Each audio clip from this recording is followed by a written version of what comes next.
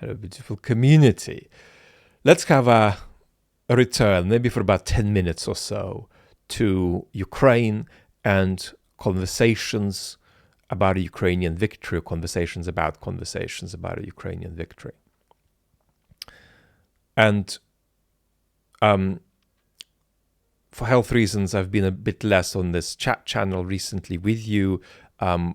When you're seeing fewer videos, if you're not a complete regular here, know that there are often lives coming up where I just come in and hang out with the community. You can always check those out if you don't know about them.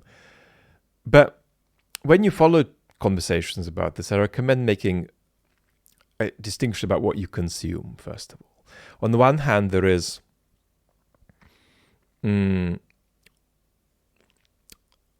analysis by folks or organizations that have some kind of connections to power, right, in the West. Second, there is what Western politicians say. What did Mr. Blinken say? What did Mr. Biden say? Third, there is decision politics, what they're actually going to do, what they're thinking to do, what they're doing.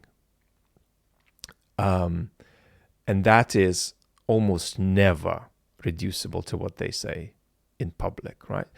Political pronouncements in public are themselves a form of politics. So don't always go around saying, well, someone has proposed an account of what the West's position is, but I don't see a public statement from a politician backing that up, so therefore it can't be, right? I read a lot of comments which say that. And often the feeling that I think some people in the community have, who are worried about things going pear-shaped, quite frankly, feel, well, I'm not going to believe any bad prognoses unless they're really borne out by clear statements from politicians, right? How do you know the West isn't committed to Ukrainian victory? Give me a statement where, Biden said that.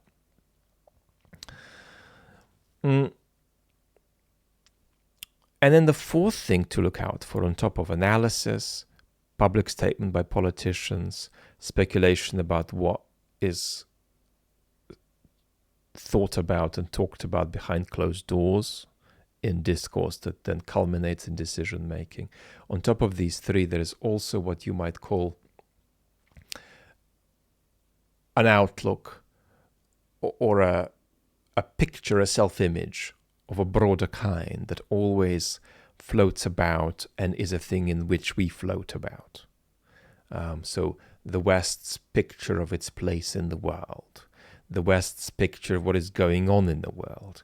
Are we having a story of the globalization of democracy, 1990s, right? Are we having a story about a battle with terrorism, early 2000s? Are we having a story about a battle between democracy and authoritarian regimes, which I think is not really what's happening today, but it's the way things are talked about today. So that's important too, and we always keep talking about that, of course, and it's closer to my expertise to discuss that with you.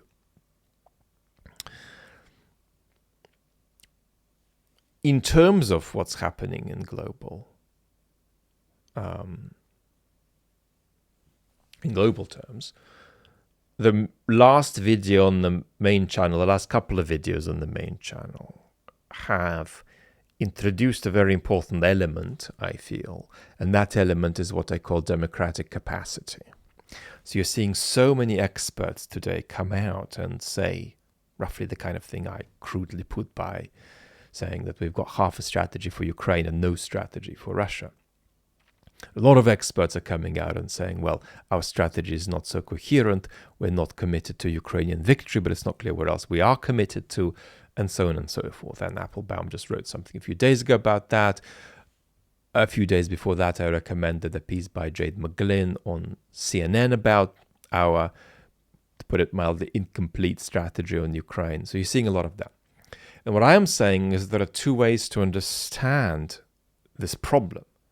On the one hand, there is a temptation to think, and that's how most discourse about this proceeds and how most of these articles, in fact, look, to a reader, that the problem is a kind of problem of galvanization, that all we need is a kind of an effective moral rallying cry that finally breaks through and moves us from, as it were, standing on the sidelines, intervening here and there, but basically waiting to see what happens, and moves us from that passive position into an active position, by which I obviously don't mean getting involved on the ground in Ukraine, but by which I mean having a positive strategy about what outcome one's committed to, and then trying to bring that about. Even if one can't, but trying to bring that about. And perhaps coming out and saying, we're committed to it. There's one story about incapacity here, says it's a certain problem of just getting our act together, of being sufficiently clear what a problem Putin poses to us. So it's a problem to which, at least in principle, if not in practice, a moral rallying cry is the correct response. And I'm saying that's an illusion. And what you're looking at is a problem of what I call democratic capacity, that at home we are too divided, too fragile, too much in democratic crisis, too robbed of genuine capacity to appeal with friction to the public good, to certain notions of solidarity, to then come out and coherently reimagine a world order that's failed into a kind of a new and workable shape, and saying, well, this is how I'm going to take steps toward that. And so this is one of the biggest questions of the age. How do you reimagine the global order as the West if you are in a historical dynamic of democratic decline, that is a decline that we're going to talk about how we can slow in many ways, but we can't stop it altogether. It's going to be here in 10 years, it's going to be here in 25 years, because it's too systemic. So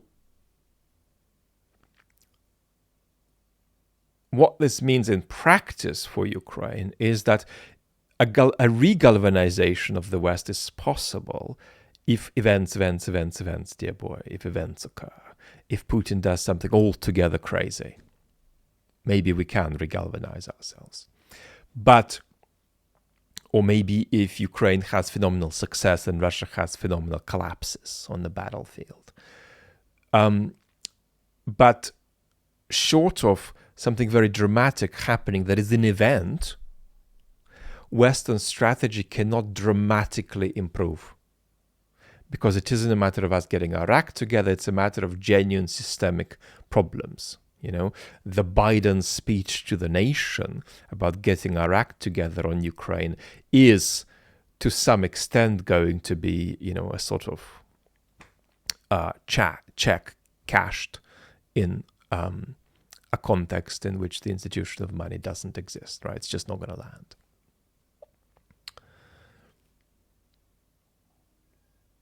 Well, now let's talk about where we are today in practice. Of course, the West is still committed to Ukraine's survival. I would call it a commitment to Ukraine's survival plus. And it's committed to a certain sort of ongoing filter of de-escalation, that it doesn't want the war to go beyond Ukraine or to go nuclear.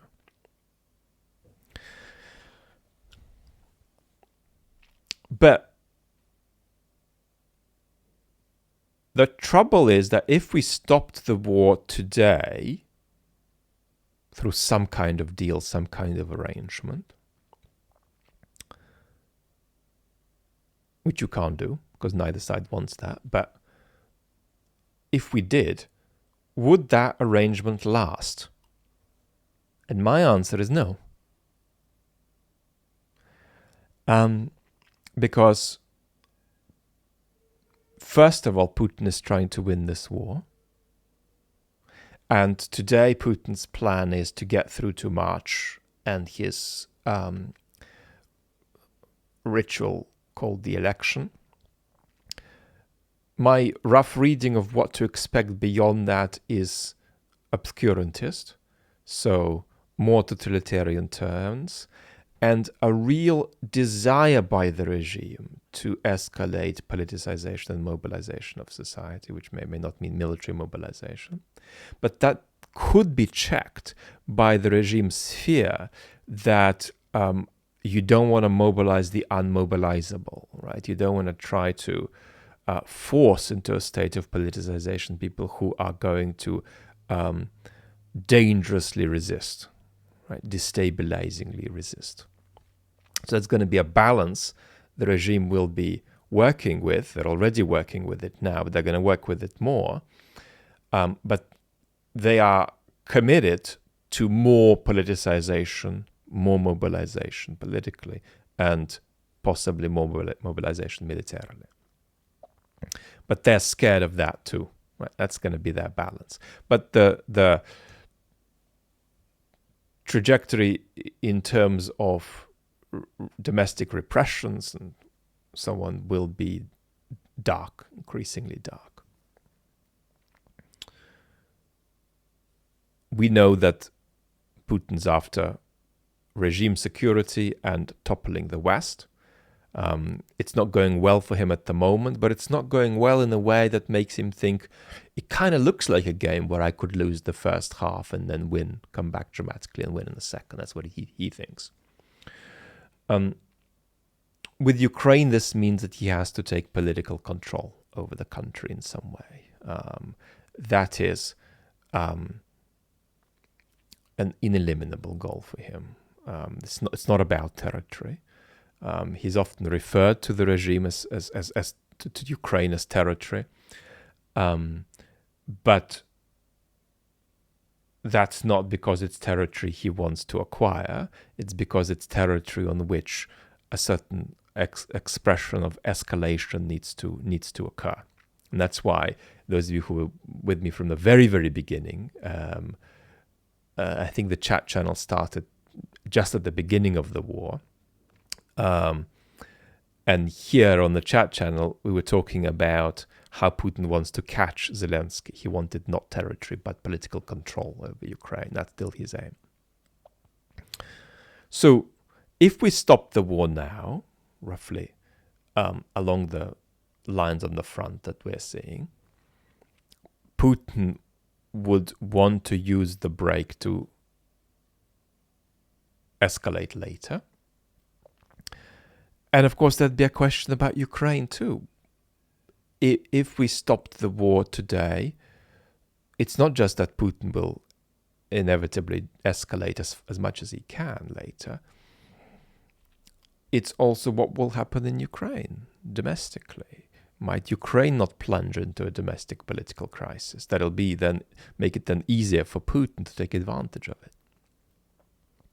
So we're in a situation in which the West does not have a complete strategy for Ukraine, and even less of a strategy for Russia, where the West can't dramatically improve its strategy unless something remarkable happens, but events happen. But there would need to be something that happens. And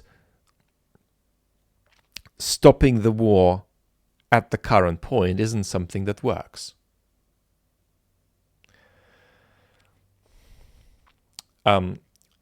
Even in the sense of it lasting, let alone in the sense of it being an adequate way to go, given Putin's plan for continued escalation, and indeed, as I discussed in the last video on the main channel, a challenge to NATO later on in the 2020s.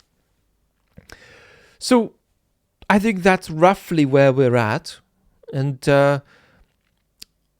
we're going to be refreshing this analysis as we go, and I look forward to talking to you the next day or two. Lots of love.